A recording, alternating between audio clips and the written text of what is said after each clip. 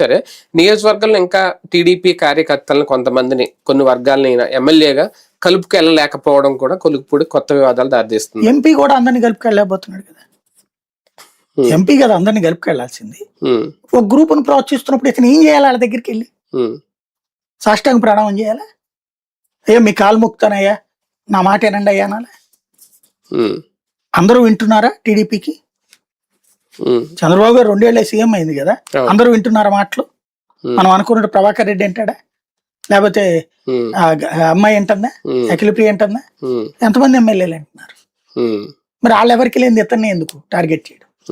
అంటే ఒక నియోజకవర్గానికి ఈయన ప్రాతినిధ్యం వహిస్తుంది. ఆడు కూడా నియోజకవర్గానికి ప్రాతినిధ్యం వహిస్తుంది. అంటే కొలుగుపూడి వ్యవహారం ఇంకా కొలికపూడిని విలన్ గా చూపించడం మీడియా ద్వారా, పేపర్లు, టీవీలు మన చేతిలో ఉన్నాయి కాబట్టి అందులో ఉన్న జర్నలిస్టులు కూడా ఓసీలు ఎక్కువ ఉన్నట్టున్నారు, పెద్ద పొజిషన్. అందుకని అతన్ని విలన్ గా చూపించే ప్రయత్నం చేస్తున్నారు. అది చేస్తున్నంతసేపు పార్టీకి నష్టం తప్పించి లాభం లేదు. అంటే ఈయన సర్దుకుపోయే వరకు ఏం సర్దుకోవాలి నాకు అర్థం కాల. అదే వాళ్ళు ఇస్తే అక్షంతలు వేసిపోరా అంటే పోవాలా? ఇంకెందుకు అతను సీఎం ఎమ్మెల్యేగా ఉండటం? అదే కదా. రైట్, చూద్దాం. మొత్తానికి కొలుగుపూడి